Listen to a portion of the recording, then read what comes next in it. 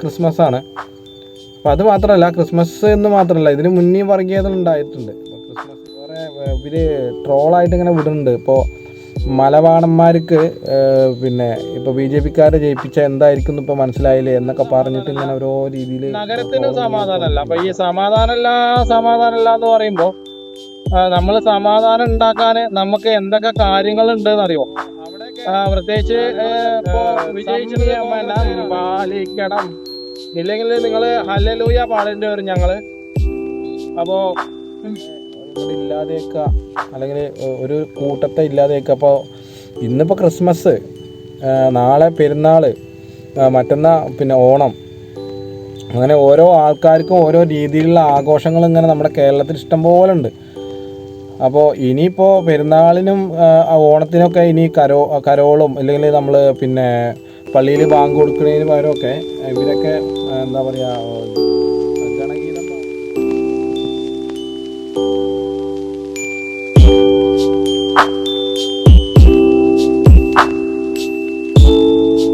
അപ്പോൾ സുഹൃത്തുക്കളെ നമസ്കാരമുണ്ട്. നമ്മളെന്നേ ഒരു ചെറിയൊരു കുന്നിന്റെ മുകളിലേക്കാണ് പോണത്. അപ്പൊ നമ്മള് ഇവിടെയൊക്കെ വന്നിട്ട് 2-3 വീഡിയോ ഒക്കെ എടുത്തിട്ടുണ്ടായിരുന്നു. അപ്പോ ഇന്നിപ്പോ ക്രിസ്മസ് ആണ്. അത് മാത്രമല്ല, നമ്മളെ കേരളത്തിലുള്ളവരൊക്കെ ആഘോഷിക്കാൻ പറ്റാത്ത അവസ്ഥയിലും അതേപോലെ തന്നെ എന്താ പറയാ, ഇവര് ഓരോ അക്രമങ്ങൾ ഇങ്ങനെ കാട്ടിക്കൂടുന്നുണ്ട്. അപ്പോ ശരിക്കും ഞാനൊരു ഈ സ്ഥലത്തിന്റെ പ്രത്യേകത പറയാം. ഇത് നമ്മുടെ മണ്ണാർക്കാട് കോങ്ങാട് റൂട്ടിലുള്ള ഒരു പഴയ ഒരു എന്താ പറയാ, മയിലാടുംകുന്ന് എന്ന് പറഞ്ഞ സ്ഥലമാണ് ശരിക്കും ഇത്. അപ്പോ ഇത് പകുതി പ്രോപ്പർട്ടി ഒക്കെ വിറ്റിട്ടുണ്ട്. താഴെ ശരിക്കും പറയുകയാണെങ്കിൽ എന്താ റോഡും അതേപോലെ എല്ലാ സൗകര്യങ്ങളൊക്കെ ഉള്ളൊരു സ്ഥലം കൂടിയാണ്. അപ്പോൾ സൂര്യനെ ദൂരെ നിങ്ങൾക്ക് നോക്കിയാൽ അറിയാം, ഒരു ചെറിയൊരു പൊട്ടായിട്ട് എന്താ അവിടെ ഇങ്ങനെ നമ്മൾ നോക്കി നിൽക്കുന്നുണ്ട്. അപ്പോൾ ശരിക്കും നമുക്ക് ഒരു എന്താ പറയുക, ഇപ്പോൾ മൊത്തത്തിൽ നമ്മുടെ കേരളത്തിലെ ഓരോ രീതിയിൽ ഇങ്ങനെ വർഗീയത, പ്രത്യേകിച്ച് ഇന്നിപ്പോൾ ക്രിസ്മസ് ആണ്. അപ്പം അത് മാത്രമല്ല, ക്രിസ്മസ് എന്ന് മാത്രമല്ല, ഇതിന് മുന്നേ വർഗീയത ഉണ്ടായിട്ടുണ്ട്. ഇപ്പോൾ ക്രിസ്മസിൻ്റെ ഒരു പ്രത്യേകത മാത്രമല്ല. അപ്പോൾ അതിൽ നമുക്കിപ്പോൾ ഒന്നും ചെയ്യാൻ പറ്റാത്തൊരവസ്ഥയിലാണ് ഇപ്പോൾ ഉള്ളത്. നമ്മുടെ കേരളത്തിലെ അധികാരികളുടെ കാര്യം കൂടിയും പറയാം. അപ്പോൾ പ്രധാനമന്ത്രി ഇവിടെ ഇത്രയും പ്രശ്നങ്ങൾ നടക്കുമ്പോൾ മൂപ്പര് പള്ളിയിൽ പോയി പ്രാർത്ഥിക്കുക എന്നൊരു വീഡിയോ കണ്ടിട്ടുണ്ടായിരുന്നു.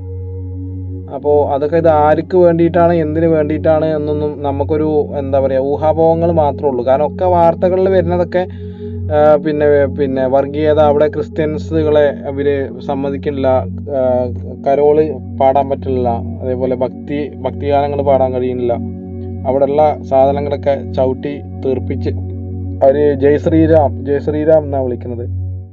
ഛത്തീസ്ഗഡ് എന്ന് മാത്രമല്ല കേട്ടോ, മൊത്തത്തിൽ നമ്മുടെ പാലക്കാടൊക്കെ നല്ല ഭംഗിയുള്ളൊരു സ്ഥലം കൂടിയായിരുന്നു. ആ പാലക്കാടിനെ അങ്ങോട്ട് നശിപ്പിച്ചു.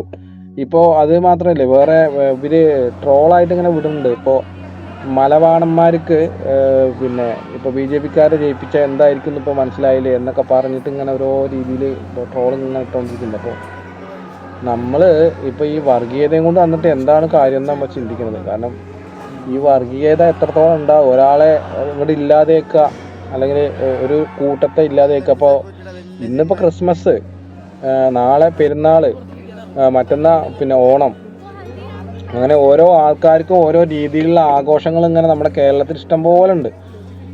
അപ്പോൾ ഇനിയിപ്പോൾ പെരുന്നാളിനും ഓണത്തിനൊക്കെ ഇനി കരോളും അല്ലെങ്കിൽ നമ്മൾ പിന്നെ പള്ളിയിൽ ബാങ്ക് കൊടുക്കുന്നതിന് പകരമൊക്കെ ഇവരൊക്കെ എന്താ പറയുക, ഗണഗീതം പാടാനും അല്ലെങ്കിൽ ഇവര് പിന്നെ ഗാന്ധിജിയെ കൊന്ന ഗോഡ്സെയെ പൂജിക്കാനും സവർക്കറെ നിയമത്തിലെത്തിക്കാനും സവർക്കറായിരുന്നു ഇന്ത്യയുടെ ഏറ്റവും വലിയ മാനവശക്തി എന്നൊക്കെ പറഞ്ഞിട്ട് പല രീതിയിൽ വരും കേട്ടോ.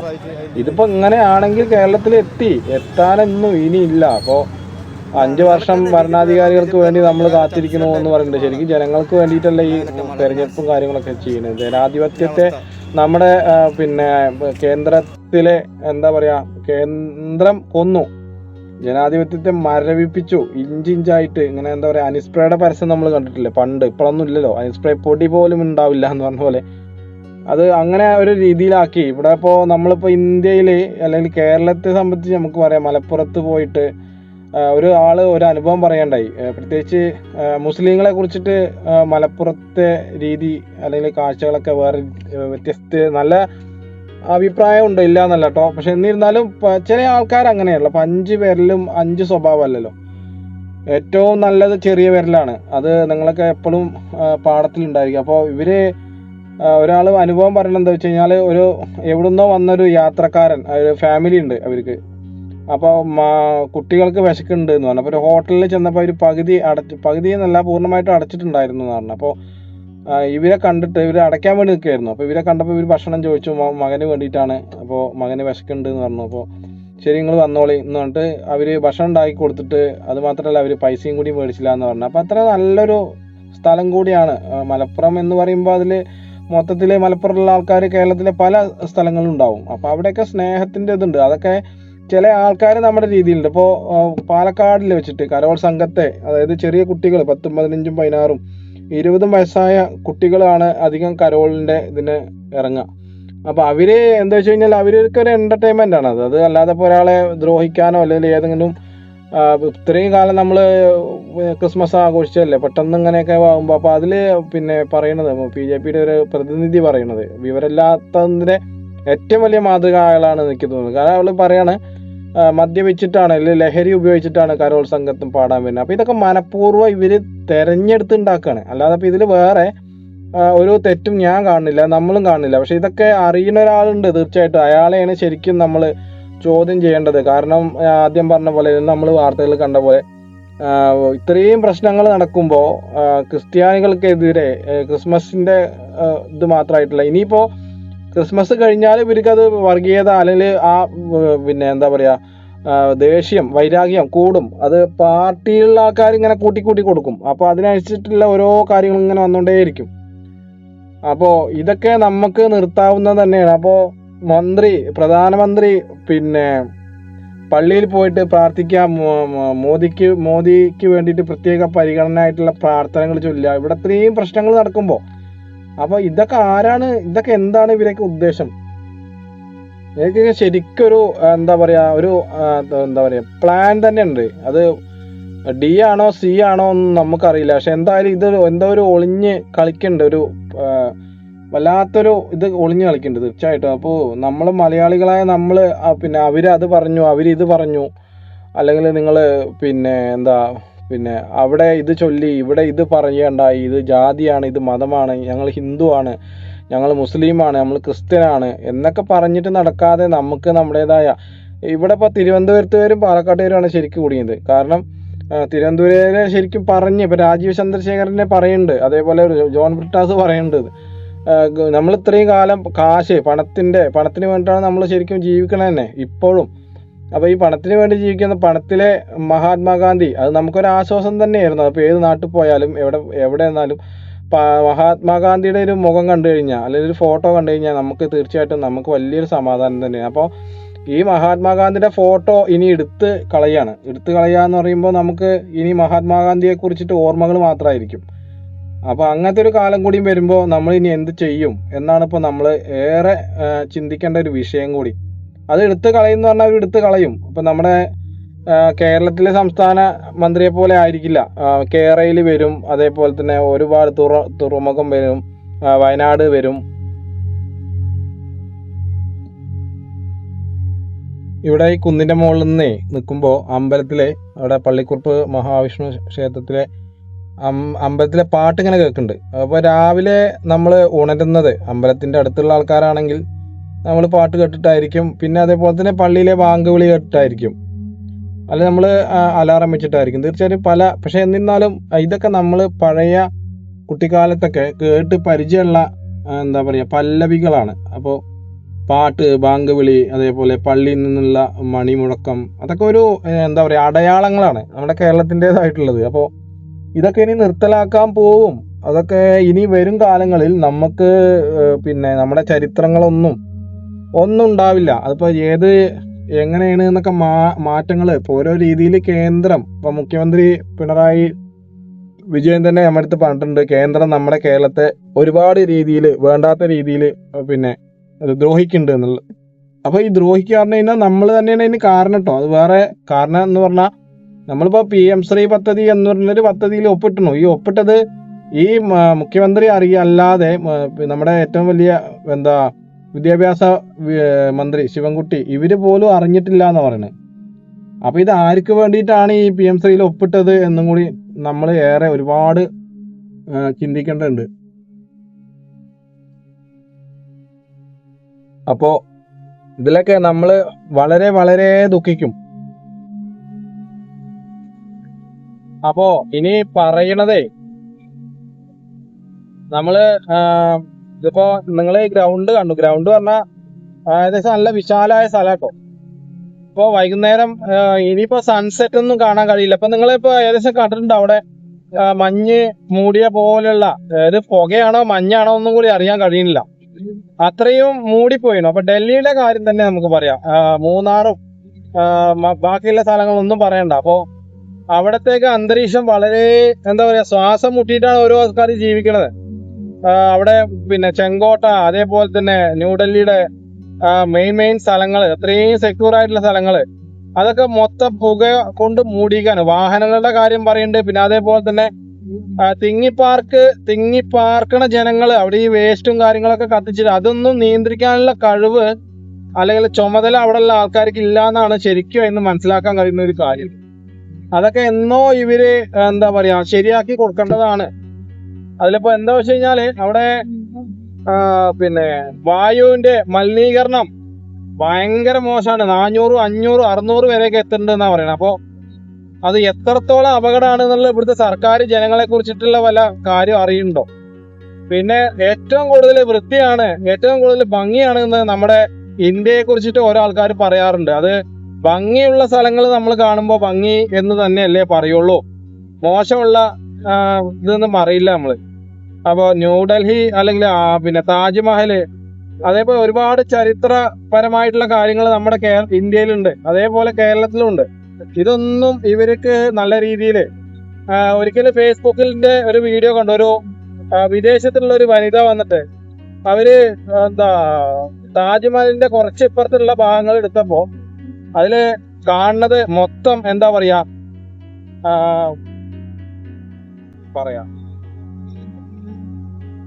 അപ്പൊ അവിടേക്ക് മൊത്തം പുക മഞ്ഞാണ്. പുക മഞ്ഞ് എന്ന് പറഞ്ഞാൽ എന്താ അറിയില്ല, നമുക്കറിയില്ല കേട്ടോ. പക്ഷെ എന്നിരുന്നാൽ നമ്മളൊക്കെ ശരിക്കും കുറച്ചൊക്കെ സമാധാനം, ഒരു 100-ല് ഒരു 75% നമുക്ക് ഉറക്കോ അല്ലെങ്കിൽ എല്ലാ രീതിയിലും നമുക്ക് കിട്ടുന്നുണ്ട്. അപ്പൊ നമ്മൾ കൂടുതൽ അഹങ്കാരത്തിലേക്ക് പോവാണ്. നമ്മുടെ ഇവിടെ ഒന്നും വരില്ല, അല്ലെങ്കിൽ നമ്മുടെ ഇവിടെ ഈ നാട്ടിലൊന്നും ഇതുപോലുള്ള സംഭവങ്ങൾ ഉണ്ടാവില്ല. അപ്പൊ നമ്മൾ എറണാകുളത്ത് കാക്കനാട് വെച്ചിട്ട് ഒരു മാലിന്യ പ്ലാന്റിന് തീ പിടിച്ചിട്ട് 7 ദിവസമോ 14 ദിവസമോ കൊച്ചി മൊത്തം പുകയിലായിരുന്നു. അത് അണയ്ക്കാന് അത് അത്രയും സെറ്റപ്പ് ഉണ്ട് നമ്മുടെ കേരളത്തില്. അത്രയും ഇതിന് കടലത്തെ വെള്ളം പോലും ഹെലികോപ്റ്റർ വഴി എടുത്തു കൊടുത്തിട്ട് അത് അണയ്ക്കാൻ കഴിയുമായിരുന്നെങ്കിലും അത് പതുക്കെയാണ് ചെയ്തത്. അപ്പോ അധികാരികളൊക്കെ അവരൊക്കെ നല്ല രീതിയിൽ സെക്യൂർ ആയിട്ടാവും അവര് ഇരിക്കുന്നുണ്ടാവുക. നമ്മുടെ പാവപ്പെട്ട ജനങ്ങളല്ലേ പുറത്ത്. അപ്പോ ഇതൊക്കെ ഒരു തരം ഒരു തരം തീരുമാനമാണ്. നമ്മളെ രാജ്യം അല്ലെങ്കിൽ നമ്മുടെ ഇന്ത്യ അല്ലെങ്കിൽ നമ്മുടെ നാട്, നമ്മുടെ നഗരം ഇതുപോലെ ആകണം എന്നുള്ളത്. മറ്റുള്ള രാജ്യങ്ങൾക്ക് വേണ്ടിയിട്ട് അല്ലെങ്കിൽ മറ്റുള്ള രാജ്യങ്ങളെ കുറിച്ചിട്ട് നമുക്ക് എന്താണ് അറിയാം, അവിടുത്തെ അതേപോലെ അല്ല. ഇപ്പൊ ഇവിടെ റോഡിന്റെ കാര്യം തന്നെ നമുക്ക് പ്രത്യേകിച്ച് എടുത്ത് പറയാം. ഒരാൾക്ക് വേണ്ടിയിട്ടും റോഡില് നമ്മൾ നിന്ന് കൊടുക്കുന്നത് കണ്ടിട്ടില്ല, പ്രത്യേകിച്ച് റോഡിൽ തന്നെ. അപ്പൊ അതൊക്കെ വലിയൊരു ഒരു തെറ്റ്. നമ്മളിപ്പോ ആരും മര്യാദക്കാരനല്ല, എന്നിരുന്നാലും നമ്മള് ഉള്ളത് പോലെ പറയണ്ടേ എന്ന് കരുതിയിട്ടാണ്.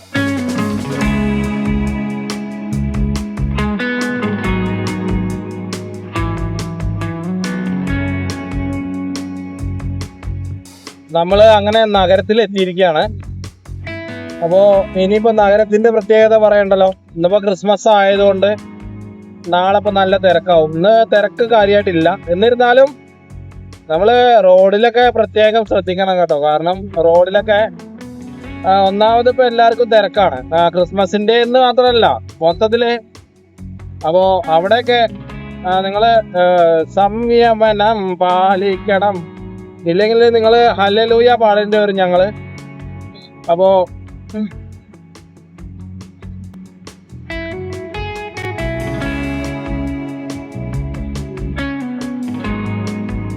ഞാന് കഴിഞ്ഞ ഒരു വട്ടം പറഞ്ഞിട്ടുണ്ട്, നമ്മള് ഇപ്പോ ക്രിസ്മസിന്റെ കാര്യം തന്നെ പറഞ്ഞു. അപ്പൊ അതില് എന്താണ്, ഈ ലോറിക്കാരെ നമ്മളൊന്ന് ശ്രദ്ധിക്കണം. കാരണം ഈ ലോറി ഡ്രൈവർമാർ എന്ന് പറഞ്ഞാല് അന്യദേശത്തു നിന്നും അന്യ സംസ്ഥാനത്തു നിന്നും അന്യ ജില്ലയിലും അന്യ നാട്ടുകടയൊക്കെ പോയിട്ട് നമുക്ക് കേരളത്തിന് വേണ്ടിയിട്ടുള്ളത്, ഇപ്പൊ നമുക്ക് കേരളത്തിൻ്റെതായത് എന്ന് പറയാൻ നമുക്ക് ഒന്നുമില്ല കേരളത്തില്. ഒന്നും ഒക്കെ നാട്ടുകാരെയാണ്, ഒന്നും നമ്മുടെ കേരളത്തിനില്ല. അപ്പോ ഈ ലോറിക്കാരെയൊക്കെ സംബന്ധിച്ചിട്ട് ഇപ്പൊ അവർക്ക് ക്രിസ്മസ് ആഘോഷിക്കാൻ പറ്റുന്നുണ്ടോ എന്നല്ല. കാരണം അവരൊക്കെയാണ് കൂടുതൽ എന്താ പറയാ വയലേഷനും അതേപോലെ ഇൻസിഡന്റും അതേപോലെ തന്നെ നമ്മൾ പരിഗണിക്കേണ്ടത്. കാരണം ഇവര് ഒന്ന് പണി മുടക്കിയാല് നമ്മുടെ ഈ അഹങ്കാരം തീരും. കാരണം ഇവര് കൊണ്ടുതരുന്ന ഭക്ഷണമാണ്, നമ്മൾ കാശ് കൊടുത്തിട്ടാണെങ്കിലും. ഇപ്പൊ കൂടുതൽ ഗതാഗതം എന്ന് പറഞ്ഞത് പിന്നെ വാഹനങ്ങളാണ്. ഈ വാഹനങ്ങളാകുമ്പോൾ നമുക്ക് അതിലൊരു പ്രത്യേകത ഉണ്ട്. അപ്പൊ ഇവിടുന്ന് പഴയ മാർക്കറ്റ് കൊണ്ടുപോവാണെങ്കിലും ഇല്ലെങ്കിൽ പുതിയ മാർക്കറ്റ് കൊണ്ടുവരികയാണെങ്കിലും നമുക്ക് ലോറിക്കാരനെ വേണം.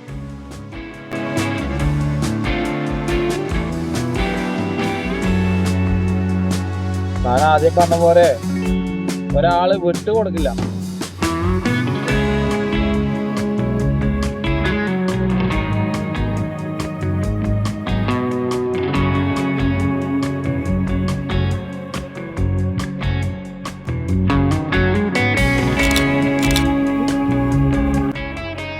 എന്താ ഇപ്പൊ ഒരു നക്ഷത്രമാണ് പോയത് സംശയം. അല്ല, ചില വണ്ടിക്കാർ ലൈറ്റ് കണ്ടു കഴിഞ്ഞാൽ നമ്മള് ആകാശത്തു നിന്ന് നക്ഷത്രം വരുന്ന മാതിരിയാണ്. അപ്പോ ഇപ്പൊ സമയം ഏകദേശം 7 മണി ആയിട്ടോ. എന്നിരുന്നാലും കഴിഞ്ഞ എല്ലാ കാര്യങ്ങളും നമ്മൾ ഓർത്തു വെക്കേണ്ട ആവശ്യമൊന്നുമില്ല. അപ്പൊ ഇതൊക്കെ ഒരുതരം ഭയപ്പെടുത്തലാണ്. അതായത് നമ്മളെ ചെറുതായിട്ടൊന്ന് ഭയപ്പെടുത്തുക. അത് ഏതാണ് എന്താണ് എങ്ങനെയാണെന്നല്ല, നമ്മൾ പേടിക്കുന്നുണ്ടോ, നമ്മൾ അവരുടെ വാക്കുകളിൽ നമ്മളെ തല പൊനിഞ്ഞു പോകുന്നുണ്ടോ എന്നൊക്കെയാണ് അവര് ശരിക്കും ശ്രദ്ധിക്കണേ. അവർ എന്ന് പറയുമ്പോ എന്തായാലും ഒരു കൂട്ടം ആളുകളായിട്ടല്ലേ സാധാരണ വരിക, അല്ല ഒറ്റയ്ക്ക് വരാൻ പറ്റില്ലല്ലോ. അപ്പോ നമുക്കിപ്പോ ഒന്നും ചെയ്യാൻ കഴിയാത്ത സാഹചര്യത്തിലാണ് അവര് വരാറ്. അപ്പോ നമ്മള് വളരെയധികം സൂക്ഷിക്കണം. അപ്പോ ഏതായാലും ക്രിസ്മസ് ആയാലും പെരുന്നാളായാലും വിഷു ആയാലും ഓണമായാലും സംക്രാന്തി ആയാലും ഗാന്ധി ജയന്തി ആയാലും നമ്മളൊക്കെ വളരെയധികം ഇനി സൂക്ഷിക്കണം. കാരണം ഈ കൂട്ടത്തിന്റെ ഇടയിൽ നമ്മളൊന്ന് വീട് കാണാനേ, അല്ലെങ്കിൽ നമ്മളൊന്ന് എഴുന്നേക്കാതിരിക്കുക, നമ്മുടെ മുകളിലൂടെ ചവിട്ടിയിട്ട് പോണ ആൾക്കാരുണ്ട്, ഉണ്ട്. അപ്പൊ അതൊക്കെ നമ്മൾ വല്ലവണ്ണം ശ്രദ്ധിച്ചിട്ടില്ലെങ്കിൽ നമ്മള് ശരിക്കും ഒന്നൊന്നര പണിയായി പോകും. വൈകുന്നേരത്തെ കാഴ്ചകൾ പറഞ്ഞാൽ ഇപ്പൊ നേരത്തെ ഇരുട്ടാവണോണ്ട് നമുക്കൊന്നും കാണാൻ കഴിയുന്നില്ല. പൊതുവെ നമ്മളിപ്പോ ഒന്നും കാണാറില്ല. കാരണം അങ്ങനത്തെ ഒരു സ്വഭാവത്തിലേക്ക് നമ്മൾ പോയി. അപ്പൊ എന്റെ നിങ്ങളുടെ എന്നല്ല കേട്ടോ, ഒരു കൂട്ടം ആളുകളുണ്ട് അതിനായിട്ട്. എല്ലാത്തിനും ഉണ്ടല്ലോ ഒരു കൂട്ടം. അപ്പൊ അവരൊക്കെ ചെയ്യുന്ന കാര്യങ്ങൾ പറഞ്ഞു കഴിഞ്ഞാല് അത് ഓരോരുത്തരും ഓരോ രീതിയിലായിരിക്കും മാത്രം. ഇപ്പൊ നമ്മുടെ കേരളത്തിനെ ഭയപ്പെടുത്തിയിട്ട് എന്താണ് നമുക്ക് ഇതിൽ കിട്ടുക? അല്ലെങ്കിൽ ഈ ഭയപ്പെടുത്തുന്ന ആൾക്കാർക്ക് എന്താണ് ഇതിന് സന്തോഷം എന്നാണ്. അപ്പോ ചില ആൾക്കാർക്ക് ഇങ്ങനെ പറയുന്നുണ്ട് ബാഡ് കമന്റ്. പൊതുവേ നമ്മുടെ മലയാള സംസ്കാരം തെറിയും കൊണ്ട് നടന്നതാണ്. തെറിയാണ് മലയാളിയുടെ പ്രധാന ആയുധം. അതിപ്പോ ഏത് പാർട്ടിയാണോ ആൾക്കാരാണോ എന്നൊന്നും അല്ല, പരമാവധി തെറിയിലൂടെയാണ് കാര്യങ്ങൾ അഭിസംബോധന ചെയ്യുക. അത് അവസാനമായാലും ആദ്യമായാലും. അപ്പോൾ വൈകുന്നേരത്തെ തിരക്കൊന്ന് വളരെ കമ്മിയാണ്. നാളെ ഇപ്പം ഇതിനേക്കാളുള്ള. അപ്പോൾ റോഡിൻ്റെ കാര്യം ഞാൻ പറഞ്ഞു. നമ്മൾ റോഡിലൊരു സമാധാനമല്ല, വീട്ടിലൊരു സമാധാനമല്ല, നാടിനൊരു സമാധാനമല്ല, നഗരത്തിനും സമാധാനമല്ല. അപ്പോൾ ഈ സമാധാനമല്ല എന്ന് പറയുമ്പോൾ നമ്മൾ സമാധാനം ഉണ്ടാക്കാൻ നമുക്ക് എന്തൊക്കെ കാര്യങ്ങളുണ്ട് എന്നറിയോ? പ്രത്യേകിച്ച് ഇപ്പോ വിജയിച്ചത് കോൺഗ്രസ്സുകാരാണ്. അപ്പൊ ഇവർക്കൊന്നും ചെയ്യാനില്ലേ, അല്ലെങ്കിൽ ഇവരൊന്നും ചെയ്യണില്ലേ എന്നാണ് ഞാൻ ഇപ്പൊ അങ്ങനെ ആലോചിക്കുന്നത്. നമുക്ക് കാര്യങ്ങളൊക്കെ നാളെ ഇപ്പൊ ഏകദേശ കാഴ്ചകളല്ല കേട്ടോ, നമ്മളെ പിന്നെ വർഗീയപരമായിട്ടുള്ള ഒരാളെ അതൊക്കെ നടക്കും. ഇപ്പൊ ഞാൻ കൂടുതൽ പറയുന്നില്ല, അതൊക്കെ ഇതെല്ലാം അതിന്റെ അപ്പുറം നടക്കും. അത് നടത്തും. നമ്മുടെ കേരളമാണ്. കാരണം ഇവിടെ ആവശ്യത്തിനല്ല വില, അനാവശ്യത്തിനാണ് വില. ആദ്യം പറഞ്ഞ പോലെ നമ്മള് സത്യം പറയാൻ വേണ്ടിയിട്ട് പുറത്തിറങ്ങി കഴിയുമ്പോഴത്തേനും നുണ മൊത്തം ലോകം ചുറ്റി വരുന്ന പറയാം. അപ്പോ എത്രത്തോളം സത്യത്തിന് വിലണ്ട്, എത്രത്തോളം നുണയ്ക്ക് വിലണ്ട് എന്നുള്ളത് നമുക്ക് മനസ്സിലാക്കാൻ ഏറെ വൈകി. നല്ലവരെ ഇപ്പൊ ആരും തിരിച്ചറിയണില്ല.